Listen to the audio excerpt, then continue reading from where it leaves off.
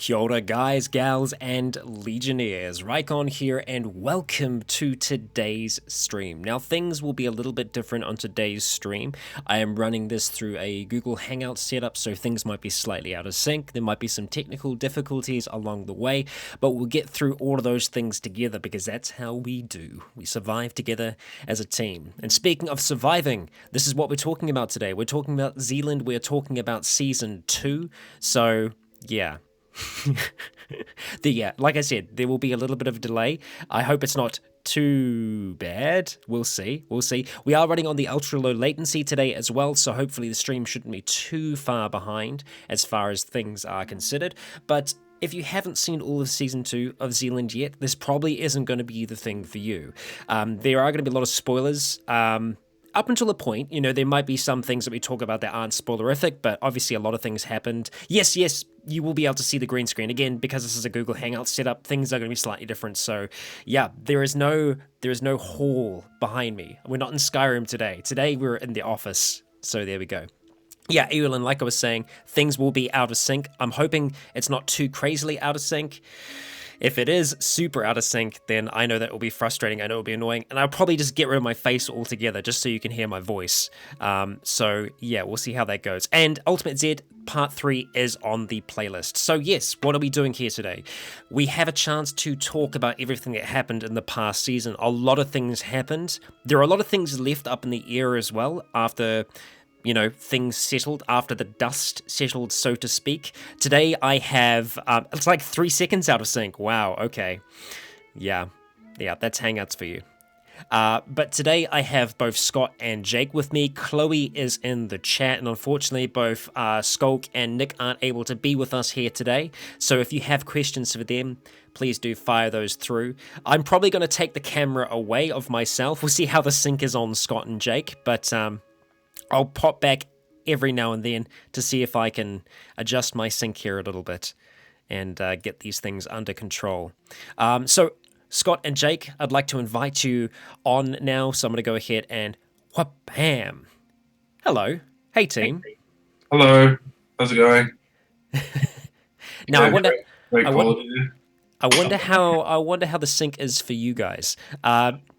It's going to be a little hard to tell, but there we go. Scott and Jake, they're hanging out at the moment. And I know there was a question there about why did we guys stop doing live streams after every chapter. It was just getting together and doing those streams. It's a logistical issue. Just getting us together in the same place to actually record the games as well can take a little bit to do. So getting the streams at the same time can be difficult. It looks good for them. Okay, so your guys' sync is great. So I could always just leave the camera on you guys while I go ahead and fiddle around with mine in the background. You need to get good, Rycon. Come on. You do this for a living. Hurry up. Yeah. And yes, there will be a little bit of feedback coming through their one. They're going to be muting whenever they're not talking, so that shouldn't be as much of an issue. So, where are we at after the season? We are down a large number of people. We lost a lot over the last chapter and the chapter before. We had a rather large team that has kind of slowly whittled down into a not very large team. Where we're at now is, our numbers aren't what they once were, but in saying that, everyone is still together for now. we'll see if that's going to survive the time in between the two seasons. Now, in between the next season and this one, we are going to be advancing the time by 5 years, which is quite a skip. When we come back, things are going to be different. Our survivors are going to be different. The situation that they're in is going to be different. And we're kind of simulating that over this time as well. It's much more of like an advanced, like quick-paced version of it. So far, we're about a month in. We'll get there. We'll get through all 5 years. And so far, everyone is still ticking. I'm not going to say there's no chance of anyone not making it through those 5 years. But we're in a position now, after that last one, where we, things are settling a little bit at the very least. So I find when you reach those points in the story, you do have the advance to kind of jump along. Man Without a Plan. How do I feel about the events that happened? Did it go in your favor? And what was it? Or was it something that you didn't expect? Okay, yeah, so, I mean, it's totally not what I expected at all. Like, 100%. Every single... And that's what's great, is that every single chapter, all of these guys surprise me. Constantly. Everything that happened on the island as well completely surprised me. Like, I don't know if you guys remember, but there was a guy who was down a hole, tucked away down a hole. His name was Victor. And, well, the way that I saw things happening, the way that I saw it kind of going was, I was sure that the survivors were going to be the ones that went down the hole, because I didn't think that they'd send down the 70-year-old man. But, that happened. And what was interesting about that was that it was quite a big moment.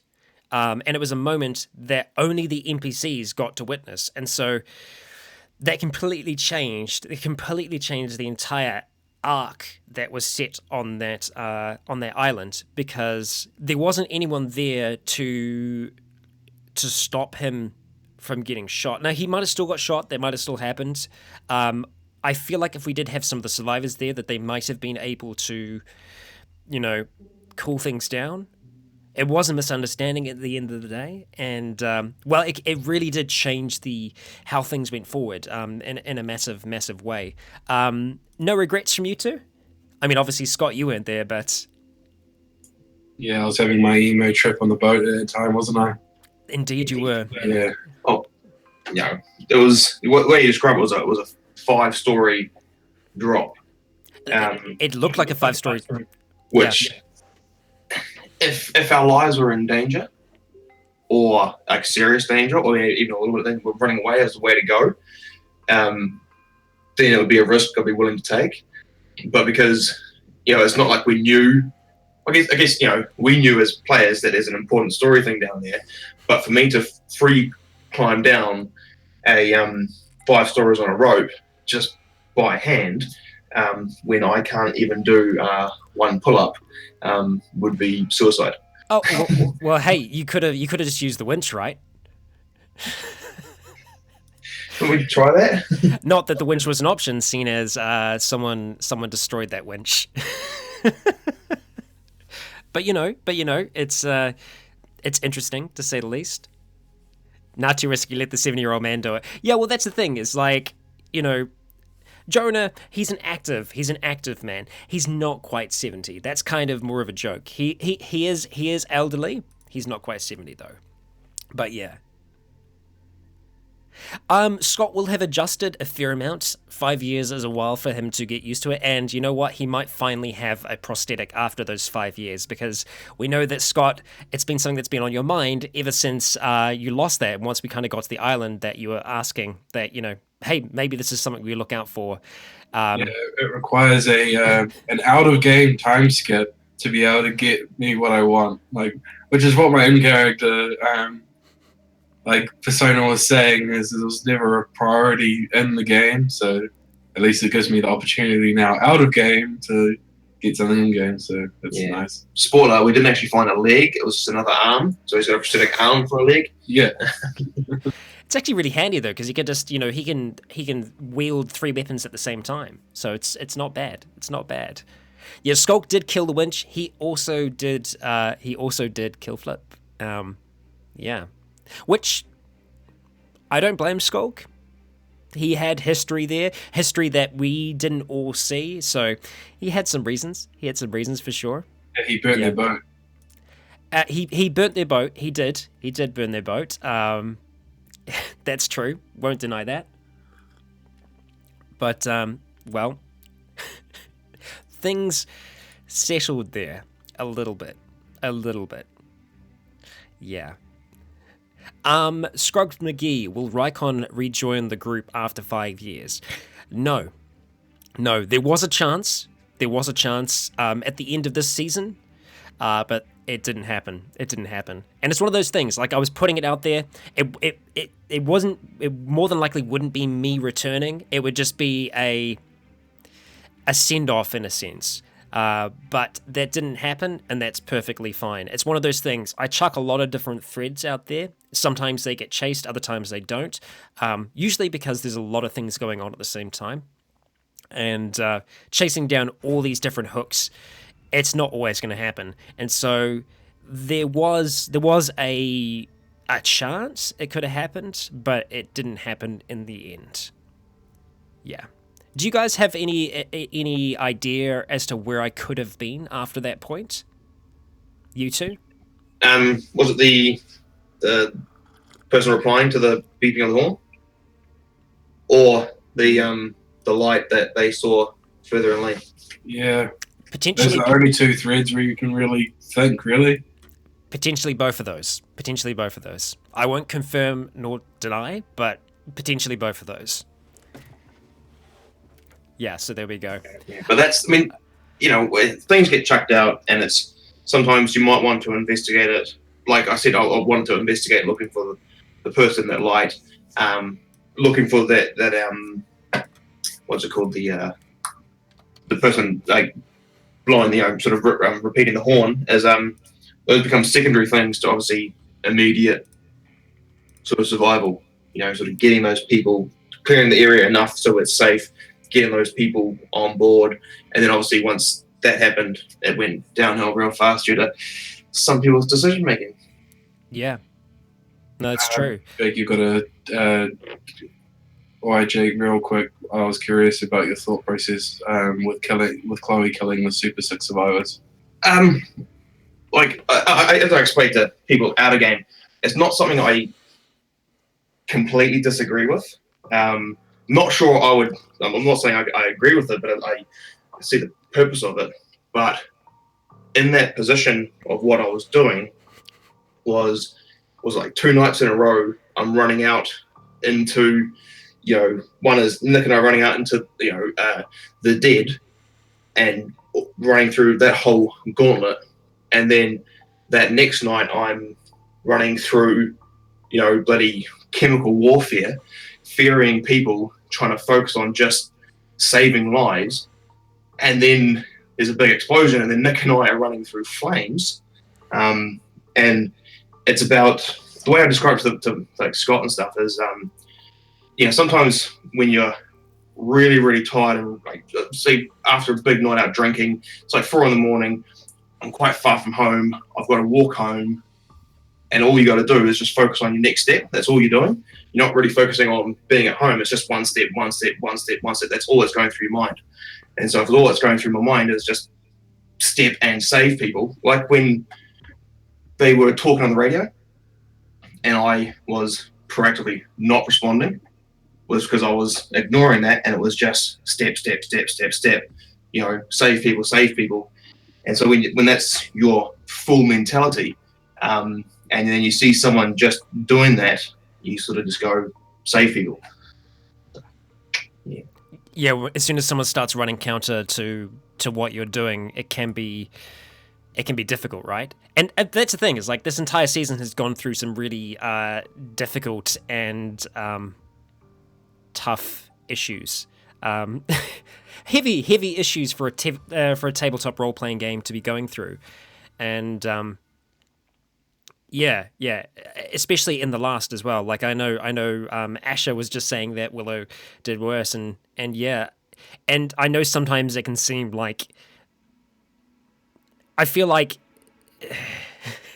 yeah, Scrubs. Jake did shoot Chloe at some point. That did happen. The No, I didn't shoot it. No one knows what happened. Okay, it was her role that fucked it up. So take some personal responsibility there. Coming from the GM, it was both roles. It took 2 people to tango and 2 people's luck fails to roll. Luck rolls to fail, rather. Yeah, we got there. Oh dear. But there were a lot of things, especially the Willow situation at the end.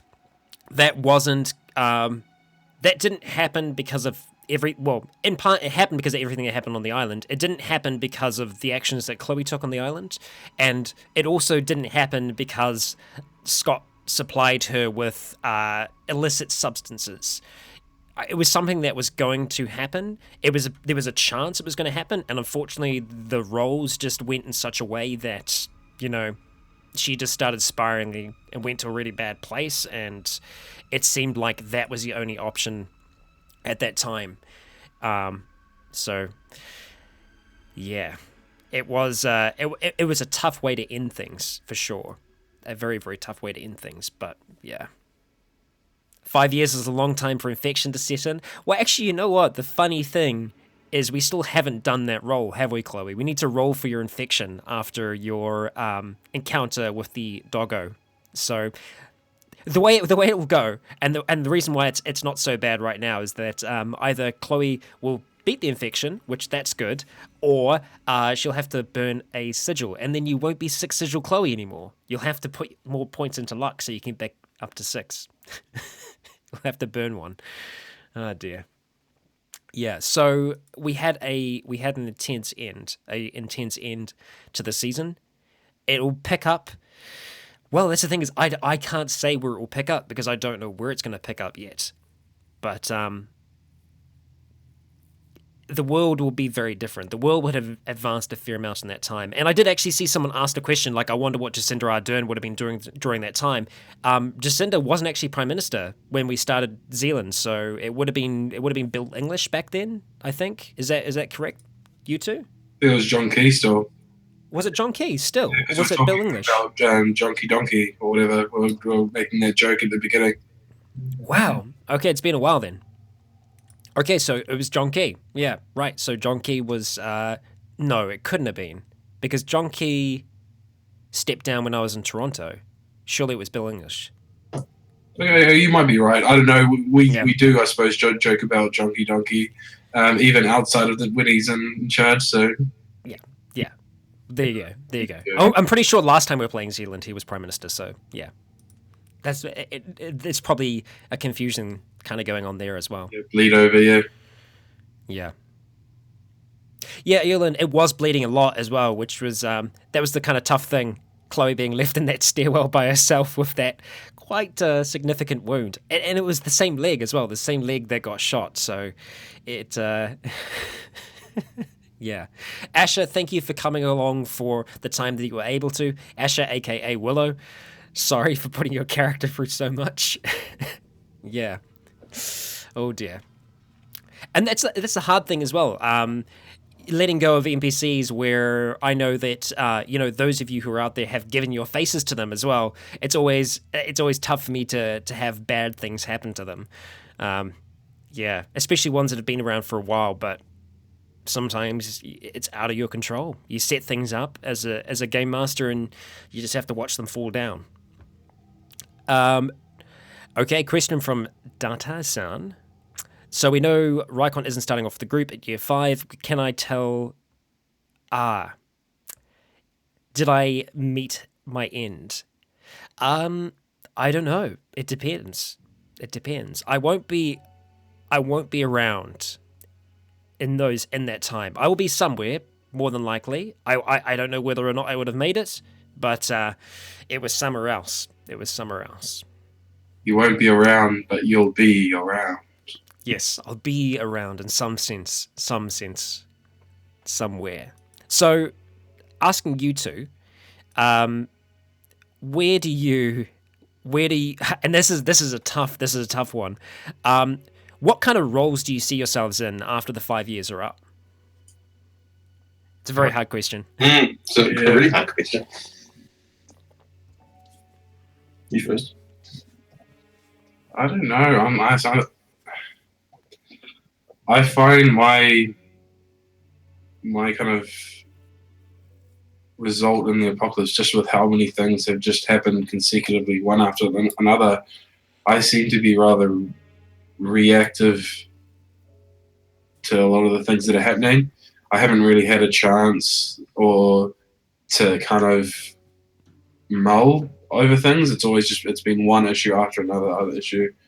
And I'm not like people that don't know me, I'm not someone who deals with conflict that well. I don't like conflict. I always choose the pacifist route if possible. I always try to talk things through. I hate arguments. I don't. Yeah, so that could explain a lot of the decisions I've made so far. But in the 5 years, I don't know. I suppose, do what I would normally do. Get to know people. Start like making our group a group. Like, because I've found so far, even in this season, even though we've kind of grouped together a bit, we're still two separate entities. It's still our group and their group. We haven't quite mingled together yet, whereas I think this shitstorm of events that have just happened surprisingly might actually be the thing that brings us together. So I think it could. The chance is most certainly there. Yeah, I mean, I think bad events like that, and it's a shared event as well, that you've all been through. The attack on the island, both of them. Obviously, you had two really bad situations, right, one after the other. I think it has drawn that group together a lot. And anyone that was kind of more of an outsider, unfortunately, hasn't made it. So, I guess, yeah, they are closer. They are closer. And there are still people around that, we'll see where it goes. Because, I mean, Charles is still around.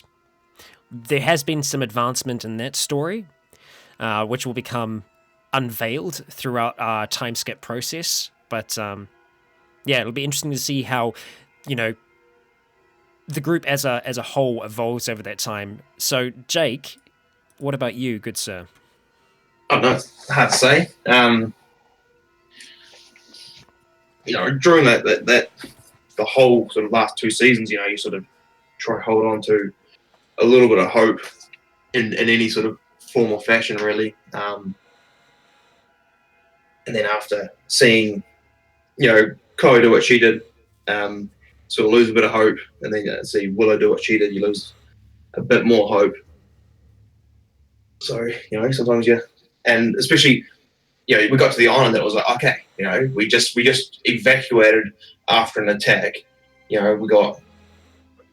beached a boat, ran through, got another one, got somewhere, and then we got to the island, and then it all sort of went downhill pretty fast. So sort of, I guess it'd be that sort of when you feel a little bit safe, you'll start getting a little bit anxious about it all turning to shit again. So that will be sort of sitting there, and then the longer that goes on, I guess you either decide to accept this is the new world, this is actually, it's going to be fine, or you just keep waiting for it to turn to shit. Indeed. Did see a question about narration. We will be doing something similar to that. The idea coming back after the 5-year break and to start. Well, it's not actually going to be a 5-year break, but rather the 5-year time skip will be. We're going to do something like a video diary type thing, sitting down with each of the survivors and essentially getting their story from that 5 years, like their journey from that start to where they are now, and kind of what happened over that time. And for some of them, it might be a very bland, mundane existence, as much as you can have one in the apocalypse. So that will help us kind of tell the story of what's happened over that time as well. So, yes. I did see another question earlier as well about the possibility of becoming NPCs, and that's something that I'm always searching for. And going into the new season, I will need new people as well. So if you'd like to be a NPC in Zealand, if you're willing to let me borrow your face, and it sounds terrifying, then you could very well end up as a NPC. Now, I do still have faces from the first round that I'm going to be using in this next season, the coming season, but I will need more. So we'll be searching. We'll be searching for more people to fill some roles that are coming up. And yeah.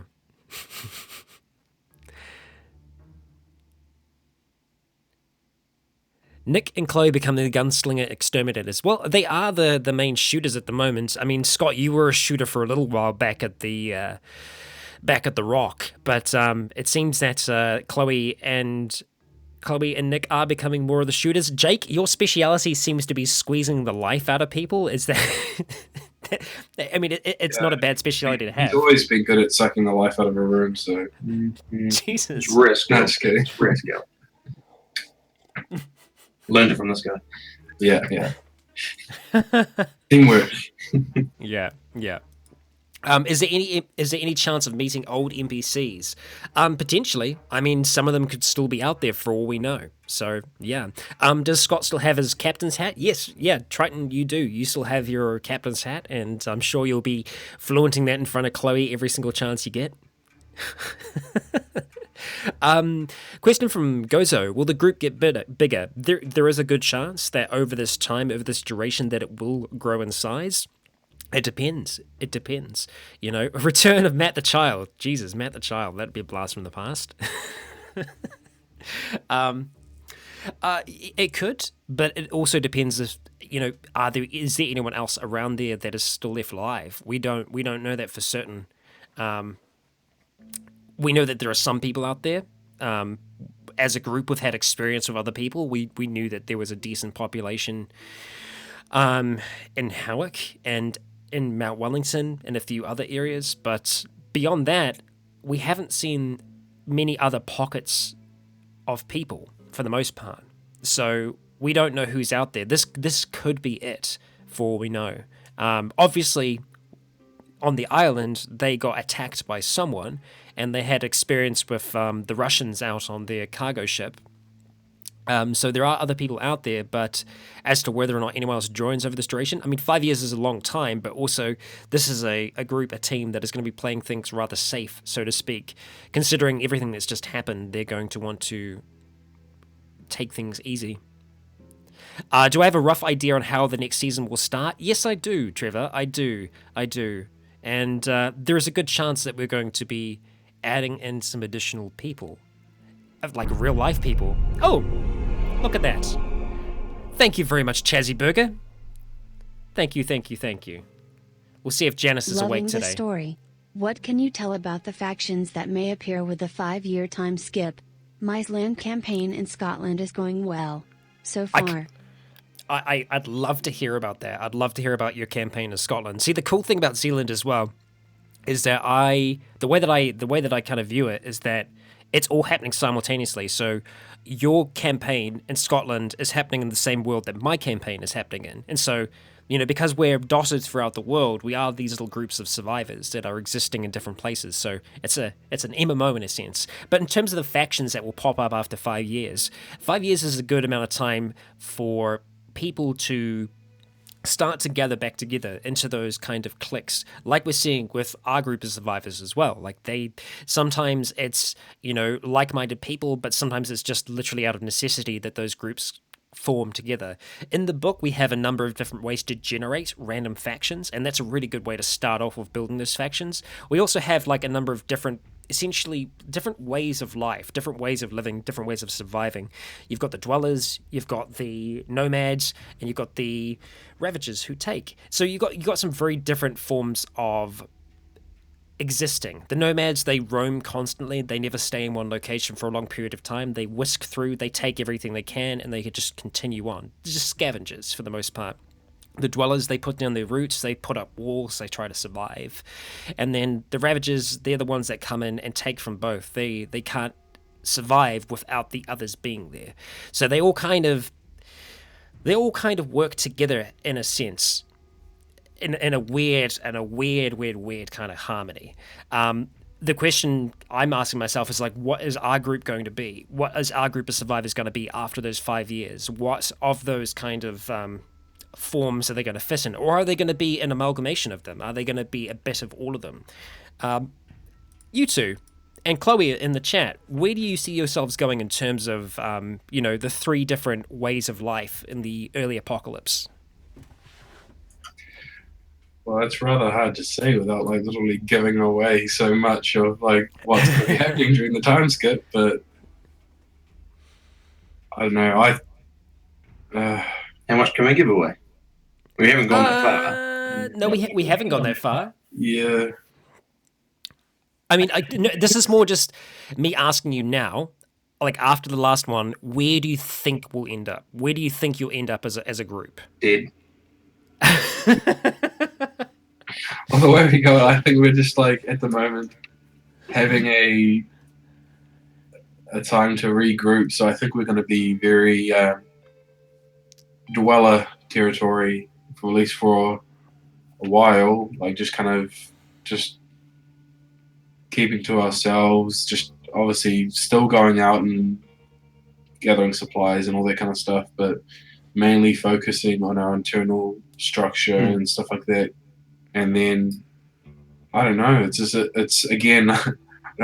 It is a very at this stage. It's you can do so much, but then at the same time, our heavy decisions are really made as reactionary measures. So it depends what happens to what we end up doing. Like, hey, if push comes to shove, I don't see our group being past ravaging. If an evil presence shows themselves, we might have a long-lived rivalry with another group. Could happen. I don't know. We'll just have to see, I guess. Well, I mean, you guys kind of have some rivalries already ongoing, don't you? Some friends, some enemies across Auckland. Not formal, but we have them, yes. Except they have massive weapons. Yeah. Oh, see, I'm thinking of some old rivals as well. Some old rivals that you might not have seen or heard from in some time. Yeah. Yes. Yeah. Well, they still got more weapons than us. But like Scott's saying, we're joining together now as a singular group, which is different from before, even if we're at the similar sort of numbers. Before, the group was friends that have known each other for a very long time, which then it's harder for other people to sort of come into that because everyone sort of, we've got our own sort of places within the group and it's been established, for 15 years. And so to bring other people into that sort of thing, it becomes difficult. But now that we have got other people and they are becoming part of the group and we're becoming part of we're becoming a new group, to bring in new people now, it's easier because it's not sort of, if you were to say, over the 5 years, so we pick up a few people and it was just us, it's always going to be this group of people who have known each other for 15 years and then John and Sally and Bernard, it's but now it's not that, it's everyone who's sort of survived the apocalypse together, so everyone's got more in common. Yeah, it's a whole range of people. Like as Elon's saying, we're not as insular as we were before. There is a whole range of different people. There was a question from Ultimate Z saying, will the zombies change as well? Yeah, so the infected will change over those 5-year period in some quite interesting ways, and there will be some things that are popping up after 5 years that will start to really challenge our survivors, which I'm excited. And they're going to get tastes of that throughout the time skip as well. They're already getting tastes. There are already hints of things going on that they haven't realized yet. But we'll see once they have that full realization of what's going on, how it will affect them. But there are a lot of changes. So it's going to happen. Now, there was a follow-up question from Chazzy Burger. How are we going to deal with fuel going off and being unusable with the second chance and the cars, etc.? That's going to become a problem eventually. We're not going to be able to use fuel, even fuel that is, still salvageable or is still there that hasn't been taken, that could be in tanks. We are going to need a new way to fuel those things. Unfortunately, as a team, as us as the survivors, we don't have a huge amount of mechanical experience. I would say, Jake, you're probably the most experienced when it comes to mechanical knowledge, and like that's still only a small part, right? Yeah, sort of sweet fuck all. Yeah. Yeah, in terms of the fuel, obviously fuel starts to go off pretty soon, and then it's usable for a bit, damages the engine, stuff like that. But I mean, what's it? You got the you can do it like a wood gasifier and fuel stuff like that. But I mean, right now, New Zealand's a it's a coastal country. You're never too far from the ocean, and so there's plenty of wind and just get some sails, and we should be more or less okay. Yeah, well, that's the thing. You still have a large number of boats that are back at Little Barrier Island. The flotilla of sail ships that are there, they never went anywhere after the place was hit. They're still floating, anchored there. Some of them might have come a little loose over that duration, but they're still floating in place. And like I said, it's the thing about sail power. I think that'll become more and more the common way for people to get around in New Zealand, especially like long distances. We'd be looking at sail ships. You'd be looking at kayaks, canoes, other forms of moving around, just with either wind power or with manpower to get you around. A lot of bicycles. Yeah, exactly. Ultimate Z, bicycles as well. But seeing vehicles on the road, that's going to be more and more of a rare thing. We're not going to see as much of that. But there will be people out there. There will be people out there that have the knowledge on how to keep these things working, on how to, on how to synthesize new types of fuel. And those people are going to be incredibly valuable because they have that knowledge. Said there, electric car. I was just going to say that there's not a huge amount in New Zealand, but they're still around. You can still go to a car lot, get an electric car, and then it's just about having the setup at your place to be able to generate electricity for that. Very true. With wind and solar. Yeah. It would have been good if the apocalypse happened now. There are a lot more Teslas on our road. There are a lot less electric cars back when we started, but they're still around. So the chances are that that's a possibility. But we'd see where that goes. But it's going to be a lot of it's going to be overcoming, these early game, I guess, bonuses that everyone's had. Everything is still working very much how, at least to a point, how it was before all of this went wrong. Chazzy's saying, I know my group is only 2 weeks in, and the nuclear power station where we live is about to fail. Yeah, see, that's also a massive problem on a global scale. That could create some really serious issues for large groups of people. Even if you are able to survive, if something like that is to fail, it can be really bad for a whole group of people. So, yeah. Hudman Games, yes, in some form or fashion. 5 years in, we'll start to see some things arising. Interesting that you mentioned solar panels, Knuckles, and it's something that I haven't talked to the others about yet. Within the 5 years, they will notice a few things around their area, and thankfully, one thing that they will end up noticing is that one of the buildings on the way into Go Island does actually have a decent amount of solar panels on it, and so it will also have the infrastructure for that as well. So that's something that they will be able to utilize, and that's something that you didn't know about as well. So I haven't mentioned that to any of you because no one's gone off in that direction yet. But within 5 years, someone will have done that. So it'll be something to think about on how you're going to utilize those, when the time arrives. There are actually a lot of dams around Auckland tripping. Most of them are out in West Auckland. So I'm trying to remember if we've been... Well, we were actually driving out when we were first driving out. When we kind of went... Actually, one of our little fallback points, the Horn, I think we were calling it. We were calling it the Horn, right, Chloe? That was a big dam. And there are a number of those in the Henua Ranges. So yeah, I mean there are really big dams there, and that's a massive source of fresh water. Not that that's as much of a problem in New Zealand because we have pretty regular rainfall, so living off tank water isn't as much of an issue. But yeah, Goza, would there be any worldwide events that would affect the story? Totally, there 100% will be over time, because global events do have an effect. Even when we're isolated here, all the way down in little old New Zealand.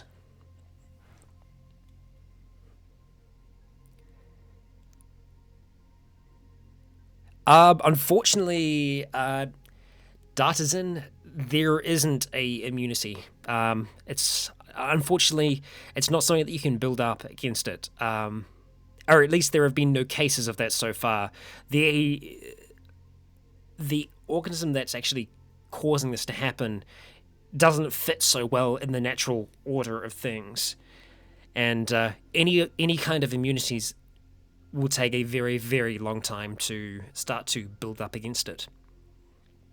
Leland, what's up? Yeah, so they're not actually power water reservoirs. Yeah. Still a lot of water. I think the nearest dams and the nearest hydroelectric stations to us would be down past Hamilton, down the Waikato River, more than likely. And that's the thing. Aren't we building up resistance every time we pass an infection roll? Well, I mean, I guess you could say that in a sense, Chloe. Maybe you're just getting better at treating them. That's the way that I look at it. Well, the resistance roll is what it says. It's a luck roll. Yep. No, that's very true. Chazzy's saying that in terms of the infection, I was bitten by a dog in season 1. Yeah, I mean, I was bitten on my face, and I dropped gunpowder into it, and that's the thing is, like, I'm pretty messed up in New Zealand. Like, my face, the whole side of it here is totally scarred, because I burnt it all with gunpowder. When is an acceptable time for sigils, and when is action needed? That's a tough thing, because that's why,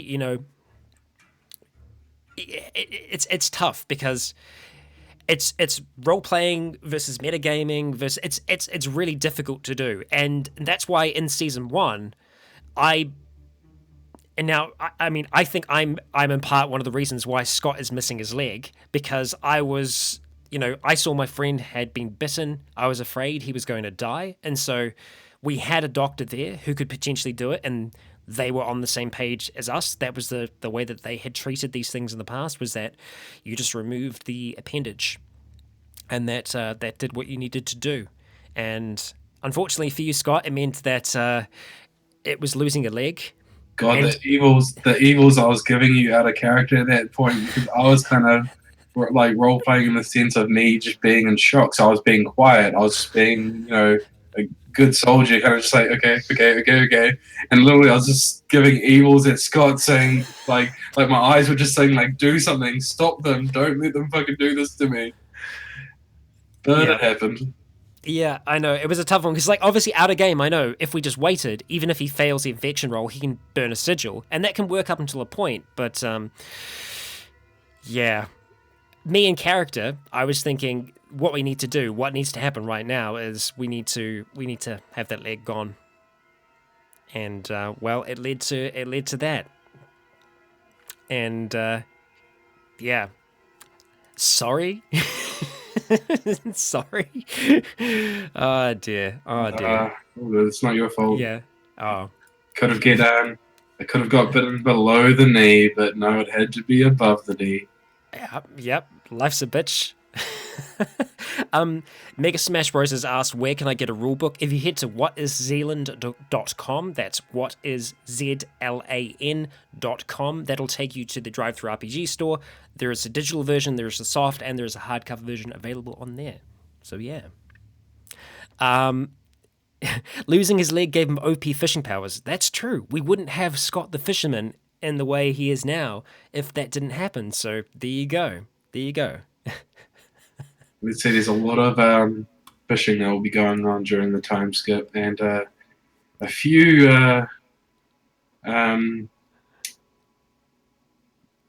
well, in a sense, a cured member to some degree I won't say much about that. But yeah, it's some changes with certain characters are going to happen, and yeah, it'll be good. I'll finally have someone to bond with on the boat, and I won't be alone all the time. There you go. There you go. Hey, it's self-imposed exile, though, right? There you go. True, I suppose. Yeah. Yeah, that's actually a good point. If you rolled high enough on your luck, you might be able to fish up a prosthetic. Very true. Very true. I have a funny feeling that's not really on the tables as potential options. I don't see the ocean being very plentiful in prosthetics. Yeah, no, I don't think so either. I don't think so either. Critical success, hey, who knows? Maybe. Yeah, that's true. If you roll on your skill, who knows? A few questions about when the next episode is going to come out. There isn't a set date at this stage. We are going to have a little bit of a break between the seasons at this stage. So I'd say it's probably going to be another month, maybe two, before we roll back into it. But when we come back into it, it's going to be with a bang, for sure. And before that happens, though, we will get the video logs, the video diaries of sorts that are going to come across from the the 5 years that have just passed on by. So, yeah. Will Scott and Skull get sick pirate prosthetics? Well, that's the idea. That's the idea. We'll see if they're able to get those, but it would certainly help out a fair amount. No wooden legs. No wooden legs. We'll see. We'll see.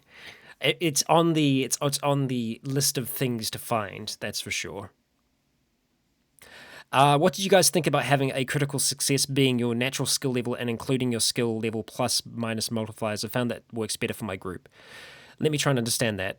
What do you guys think about having a critical success be on your natural skill level and include your skill level plus? Oh, right, so you've got a chance, right, to get a critical on either. It depends how generous you're feeling as a GM. Sometimes, yeah, I'd say I would be feeling generous. Other times, it depends. It depends. I mean, really, it's meant to be on the height of your modifier, because it's like the highest possible chance that you have to succeed, you succeed on. And so like that's the idea. Like if you only have if for some reason you only had a 10 in fighting and you somehow rolled a 10, which would be amazing, it's like complete luck that you pulled this thing off. It's not because of skill, it's complete luck that you succeeded at it. Whereas if you had, say, a 70 in your fight and you had like a plus 20 to that, so you're looking at 90. So if you roll and get the 90, not only is it really good already because it's 90 out of 100, so it's massive, but it is a critical success as well. So that's why, yeah, that's why I tend to lean more towards that. What do you guys think? Yeah, I do agree with that, because it's kind of like, taking your example of the 70 and having the 20 modifier to be 90. It's like, think it like your new natural skill for that check at least is 90. So it's in the sense that you've gone above and beyond your natural ability to succeed on this action. So it's like, this the only real way I can really explain it is it's like you've gone above and beyond your natural ability, like, to be able to do it, like, and that's why, it's like a critical success, I guess. It's because it's something you normally couldn't do. It's some form of accelerated action. Yeah. And I do also understand as well, like saying the double the chance is necessary because of how rough the world is. It is super rough. That's true. But I think what we've seen in the last few rounds of combat is the survivors as a group, they are getting much better at fighting together. So not fighting as individuals, but fighting as a team. So I think with Nick and Jake, it's been very much based around Jake will run in and he will incapacitate something by essentially wrapping his arms around it, trying to stop it from being able to do any damage that way. There is still a chance it could do damage to you even when it's like grappled like that.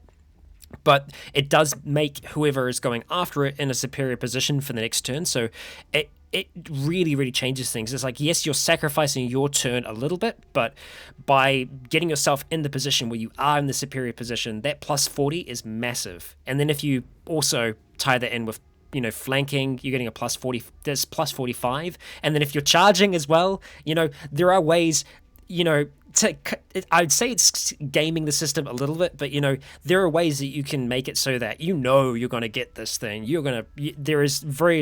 There's a very small chance that you're going to screw this up. Yes, you could still roll a 10. So you connect, but you just don't connect all that well. But, you can really mess things up. If you had someone in a, superior position, you had someone flanking, and then you're getting a charge bonus on top of that as well. And then, it adds up. It adds up. It can be pretty good. You can do some pretty crazy amounts of damage sometimes. And I think that just goes to show with Jake and his ability to crush the life out of things, right? Yeah. It's a technique that you probably didn't imagine you would be mastering, but it's something that seems to work. Yeah, no, not exactly. Well, it wasn't even really what I was intending. It was sort of working on that same premise of, if they bleed out, they die. So they're still sort of somewhat alive. So I was just trying to, get rid of the oxygen, and then I guess you can crack ribs and stuff when when you're performing CPR and stuff like that. Yeah. Well, I guess you're gonna have to be careful when you're doing CPR from now on, because you might accidentally just break someone's spine. Greg. Yeah. Just grapple the spine right out. Yeah. Yeah. I see Debonator's asked a question about Jonah when he hit the boat, when he hit the LPG tank. It was close. It wasn't a critical success. It was an incredibly close shot where I didn't think he was going to get it. It was another one of those scenarios where it's just like, okay, it makes sense. The NPC is the best shot out of all of them that he's doing this. But it was one of those things where I was just like, he's probably not going to get this. This isn't going to work out how they think it's going to work. And he freaking aced it. He aced it. So yeah, I was very, very surprised with that. Yeah. Ultimate Z as well. Like I saw you asked, what is the best action you've made in season 2 so far? For me, it was probably the really awesomely good success that I did with not beaching the boat the first time I came into land. That was like, I was literally just running in my head going like, this is going to go bad, this is going to go bad, this is going to go bad. But I was like, we needed to do it, otherwise we would be killed by fucking dolphins. So I was like, we've got to do it. That was actually my intention, was to beach, and then it just became like so much easier when I rolled really well. But yeah, how about you, Jake? Like my best action,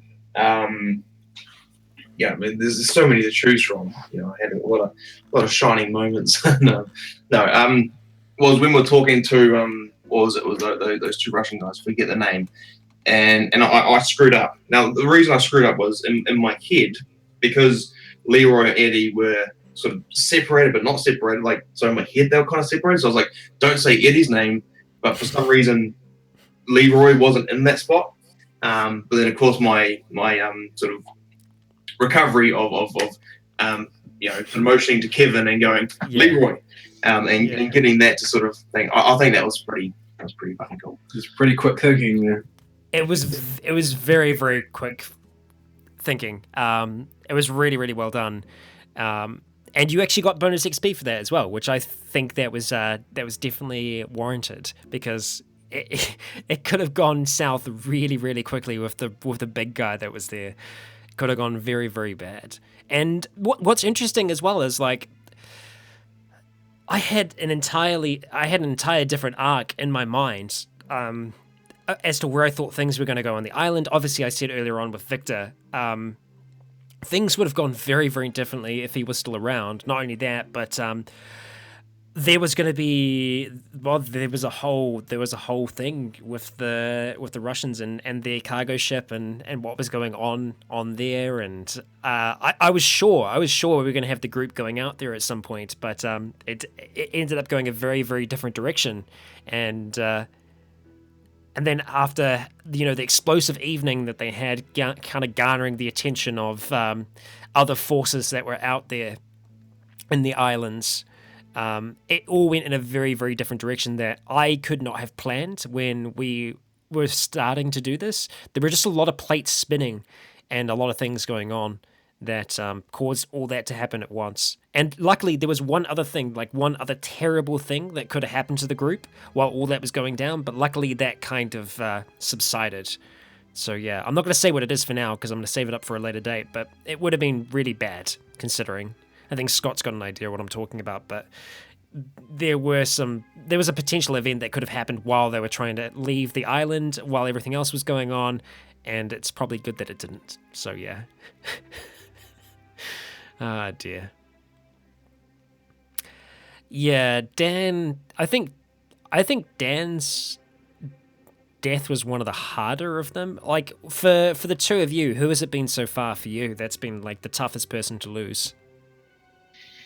I guess lose was, well, I guess it would have been sort of that last moment there with Willow, that whole thing there. Was pretty hard. But also, if you go back to Eddie's Rock, where Nick and I were out looking for one of the living infected to, go and kill someone, and then it sort of flipped around to be going to take the arms of both of them, so the thing and the little girl. That there was a bit of a it was hard. For me, like, I mean, I didn't really know the group that well, so it was kind of, I didn't really, I mean, it was definitely very impactful story-wise with Dan, but I do have to think it's the most recent mass extinction of characters that I've had I had a very guilty conscience to some degree about that, and in some way, like some kind of external, like as if I was the one that kind of caused it based on actions I've taken. So it's kind of some form of personal responsibility, as if I'd murdered them myself. So it's very, that's probably the only thing that I've really kind of been involved in, because I've been quite isolated and haven't really got to know too many people. But yeah, because I usually sort of react that way. That's why when I went out to tell you in person and be there in person, not just sort of chuck it through the radio. Mm-hmm. Yeah, that's the way to do it. Definitely. And I know for Chloe, it was obviously Dan. Yeah, we've lost quite a few people along the way on the journey so far, but things might have finally settled down, at least for a little bit. It's not going to be easy, that's for sure. It's going to take a while for things to kind of patch over. I don't think things will ever really patch over with Willow. It's so difficult to come back from that. But you're in a scenario as well where that is someone that still has knowledge and skills that can potentially save lives. So it's a really, really difficult situation to be in, and I don't. That's the thing. Is like even Frank and Jonah, they don't know how to deal with that, and I think Ludo is apprehensive and anxious being around her, but yeah, it's not easy. It's not easy, that's for sure. We're actually getting close to the end of the live stream at the moment. We've got about 3 minutes left before we start wrapping things up. So if you have any other questions for Scott, Chloe, or Jake, please fire them through before we finish things up. And then we'll go into a bit of silence before some of the news of Season 3 starts to leak out once again. While those questions are coming in, I will answer one other from Gozo, who's asked, do I write down what I think the story could be? I don't write down as much. I take a few notes. I have notes and things like that prepped, just so I can kind of have an idea of what's going on and where. But for the most part, I leave that open, because you always need to be able to change and adjust to what your players are doing. And it's important not to plan massive, huge arcs, because they might just walk on by them. So you have ideas, but you just don't fully flesh them out until you need to. So yeah. Okay, Chloe, just as a counter to what you just said about Willow, how would you feel if I killed Dan personally?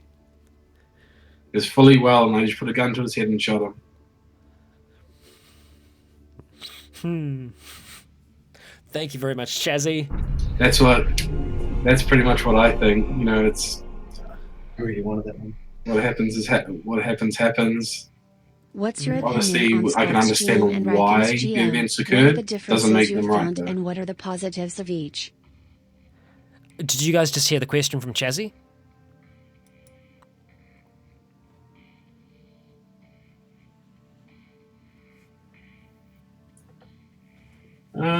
I can read it out. Yeah, I find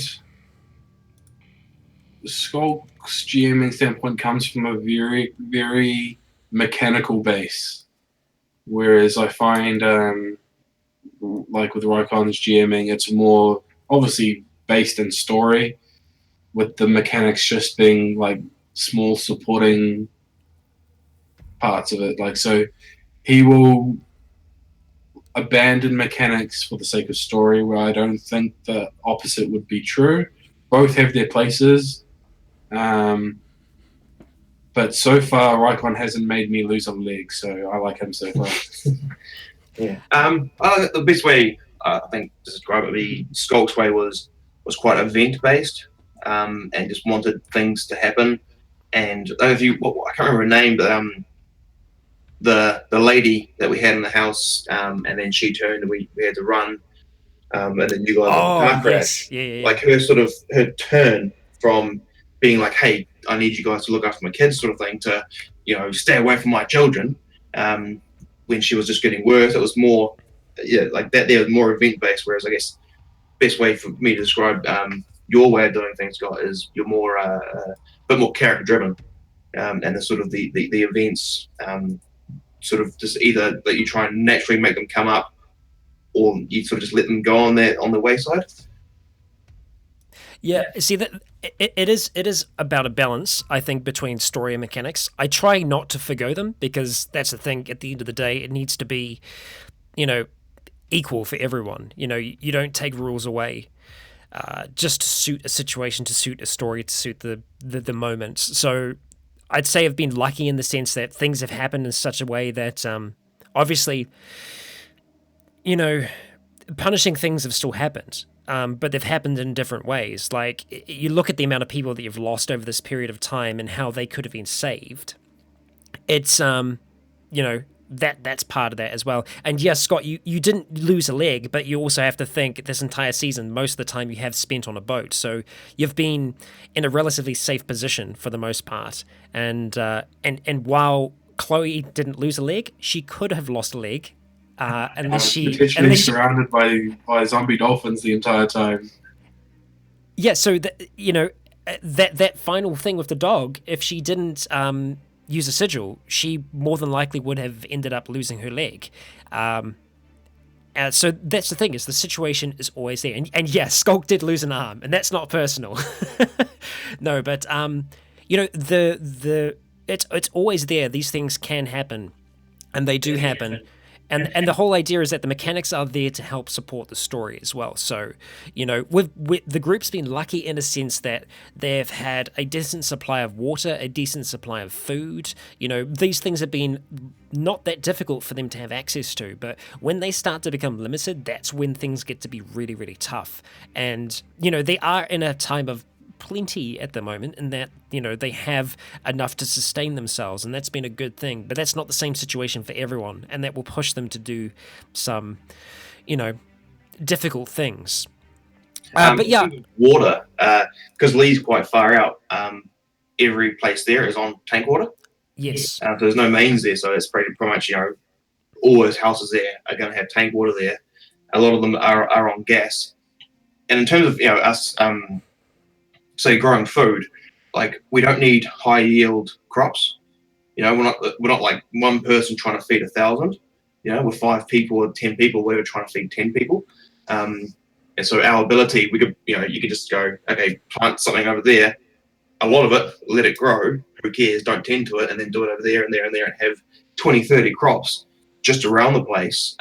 So one thing won't get either completely taken or contaminated and stuff like that. You have 100 crops of different things growing all over the place.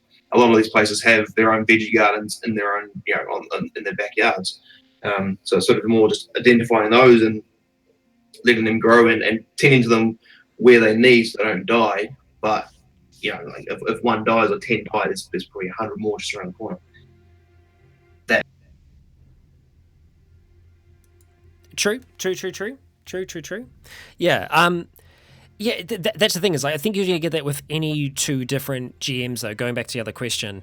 Everyone has different styles of running the game, and that's what I think is interesting about Zealand as well, is actually in terms of, like, the design as well, because obviously, I'm heavily involved in the story and the world building, and Skulker's obviously, he's mechanically heavy as well. And I think what's good about the first two seasons that we've shown here so far as well is that they showcase, I think, both elements of it, both the mechanics and storytelling. Not that those are they're not without each other. They're always, exclusively together, but just two different styles. And that's what I enjoy. And that's what I'm looking forward to hearing about other people's experiences with this game as well, because, everyone has a different way of telling stories. And that's why I'm excited to see what other people have experienced, what they've kind of gone through. And just seeing where that goes over like the next few years, just hearing those stories as they develop. But yeah, I'm excited to get season 3 to all of you. Like I said, things are going to be very, very different. We're just going to have to see where they go. There's some big plans that have been outlaid by our survivors, and if they're able to achieve all of them, then they'll be in a pretty good place, but it's not going to be an easy thing to do. We are going to be wrapping things up for now, though. Thank you for coming along to the live stream. Thank you for asking your questions. Thank you for hanging out. And if you're watching this afterwards, I'm sorry that you were unable to make it. But if you do want to ask us more questions, if you do want to try and fire things through to us, you can always head to the Zealand channel on the Discord, and we'll see if we can answer some questions there as well. So if you have questions individually for people on Discord, you can fire them through that way. So yeah, I'm sure there will be some unanswered questions still out there. But as I said, thank you for coming along. And Scott and Jake, thank you for coming along. We'll be seeing you later. And Chloe in the chat, we'll be seeing you later as well. Any final words from you, Scott and Jake? No, just looking forward to season 3. Yeah, that, and just to thank everyone for watching and having love. After every episode, here's me at work, like refreshing the YouTube page, just looking at your replies, and then end up freaking going to our hangouts between our intergroup discussions on it, and just talking about what people and stuff have critiqued and stuff. So I just thank you all for watching, and I hope you're as eager to see season 3 as we are. So, Kiss ass. Hey, no, that's a good point. You're the pacifist, okay? Yeah. No, that's good. It is always interesting seeing the way that people take actions, and it's great. It's fun. We'll always be judging all of you for sure. No, but thank you for joining us. Thank you for coming along for another stream, hanging out, having a good time. I most certainly have had one. We're going to be wrapping things up here, though, so I'm going to prepare to shut things down. Thank you all for joining us. I've been Rycon. You have all been awesome. I did actually see one question that I wanted to answer before we were finished, and that was, how do you get pitches to me for NPCs? That information will be available on the Discord if you head to the Zealand channel on that. I will have a pinned comment that will essentially show you the application process. There is a little bit of process behind it, just because, whenever you're putting your face on something, it's good to, know where we're at. Anyway, long story. We're going to wrap things up here. I'll try that again. I've been Rycon. You have all been awesome, and until next time, stay tuned.